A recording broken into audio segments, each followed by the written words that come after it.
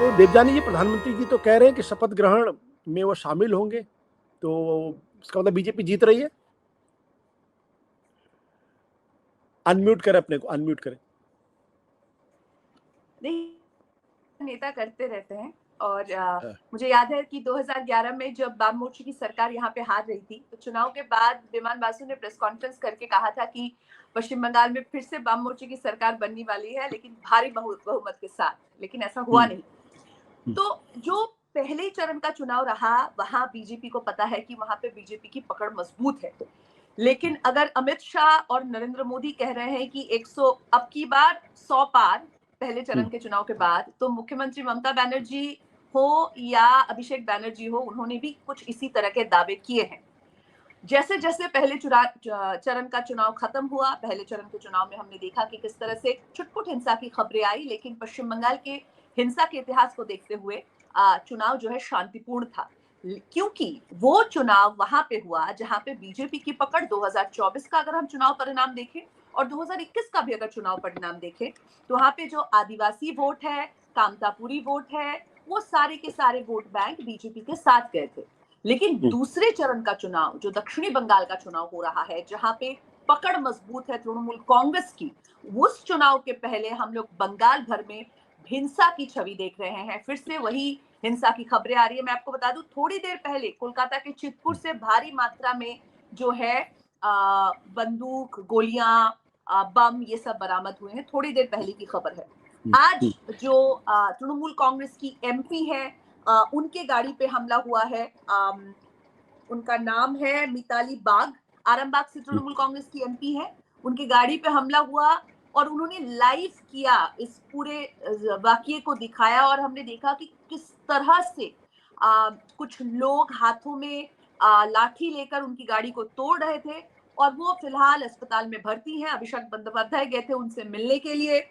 हमने देखा कि किस तरह से भाटपाड़ा जगत दल, जहाँ के बीजेपी के मशहूर नेता है अर्जुन सिंह, कभी तृणमूल में कभी बीजेपी में आते जाते रहते हैं। एक बार मुझसे भी गलती हो गई, मैं रिपोर्टिंग कर रही थी, वहां से मैंने गलती से बोल दिया बीजेपी नेता, जबकि उस वक्त वो तृणमूल में थे। तो कल हमने खुद उनका वीडियो देखा रात को, कि वीडियो वायरल हुआ और भाटपाड़ा में पुलिस स्टेशन के बाहर बीजेपी कार्यकर्ताओं के साथ तृणमूल कार्यकर्ताओं की वो भिड़ गए और अर्जुन सिंह खुद उस वीडियो में पाए गए, जबकि बड़े नेता, बाहुबली नेता माने जाते हैं, खुद उस वीडियो में वो मारपीट करते हुए दिखे।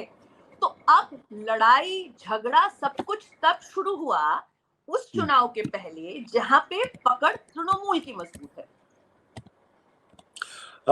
तृणमूल की मजबूत। तो दूसरे राउंड में आपको क्या लगता है कि प्रधानमंत्री जी वाकई में अपने कार्यकर्ताओं का मनोबल बढ़ा रहे हैं, जो फ्रिंज के वोटर हैं या जो मार्जिन पे बैठे हुए हैं कि बीजेपी को दे ना दे, उनकी तरफ अपने लाने के लिए इस तरीके की बातें करें कि हम तो जीत रहे हैं इसलिए अपना वोट बर्बाद मत करें? क्या आप इस नजर से इसको देख रही हैं? देखिए, ये कहीं ना कहीं एक प्रेशर टैक्टिस भी होता है कि अगर हम एक चरण के चुनाव के बाद ये कह दे कि हम जीत गए, तो जो आम वोटर सिर्फ नहीं, आम कार्यकर्ता भी जो होता है, क्योंकि इस बार देखिए एक नैरेटिव तो मेन स्ट्रीम मीडिया ने तय कर ही लिया है कि बीजेपी की सरकार आ रही है। अब 4 तारीख को रिजल्ट आने के बाद पता चलेगा कि सरकार किसकी बनेगी, लेकिन इस तरह का नैरेटिव जो है वो तैयार किया गया है। इसका कारण ये भी है कि एसआईआर के होने के बाद बहुत ज्यादा डर भी है लोगों के दिलों में। अगर एक परिवार का 2 नाम कट चुका है, तो बाकी 3 अगर बाहर रहते हैं, वो वापस आ रहे हैं वोट डालने के लिए, तो भारी संख्या में लोग वोटिंग भी कर रहे हैं। लेकिन इस बात के पहले चरण के चुनाव के रिजल्ट को देखकर अगर कोई कह दे कि मेरी सरकार बन रही है, शायद ये गलत कहना होगा। दूसरी बात, ये जो एक नैरेटिव तैयार किया जा रहा है कि सरकार बन गई है, ये अभी तक जो ग्राउंड रियलिटी है, मैं बार बार इस बात को दोहरा रही हूँ कि बंगाल में ममता बनर्जी के लिए अभी भी जो पॉजिटिव चीज है वो ये है उनका सोशल स्कीम। जिस तरह से अगर परिवार में 4 सदस्य हैं, एक महिला है, एक महिला की बेटी है, एक बेटा है, तो फायदा सबको मिला है इस सोशल स्कीम का। मैं थोड़ी देर पहले ये भी बता रही थी, एक दूसरे जगह, एक दूसरे चैनल पे एक डिस्कशन में, एक स्टूडेंट्स क्रेडिट कार्ड होता है जिससे एक बच्चा लोन लेके पढ़ने के लिए जा सकता है। एक विवेकानंद स्कॉलरशिप होता है, जो अगर 10th के बोर्ड में अगर आपको 60% मार्क्स आते हैं, तो आपको अलग से सरकार की तरफ से पैसा दिया जाएगा। तो इन सारे जो सोशल स्कीम्स हैं, इसका फायदा आम आदमी को, गरीब आदमी को मिला है। तो जो अर्बन वोटर है जिसने अगर मैं गलत नहीं बता रही हूँ आंकड़ा, तो शायद 46% लोगों ने वोटिंग की थी बीजेपी के फेवर में पिछले चुनाव में। लेकिन जो शहर का वोटर है वो बंगाल के चुनाव में कभी भी डिसाइडिंग फैक्टर नहीं होता। डिसाइडिंग फैक्टर होता है गांव, रूरल बंगाल। और रूरल बंगाल में जिस तरह का, देखिए, ममता बनर्जी के खिलाफ आरोपों की कोई कमी नहीं है, भ्रष्टाचार जी। के भर भर के आरोप लगे हैं और वो जमीनी हकीकत है भी। लेकिन क्या एंटी इनकम्बेंसी इतनी स्ट्रांग है कि सरकार गिर जाए? सवाल यहाँ पे उठ रहे हैं।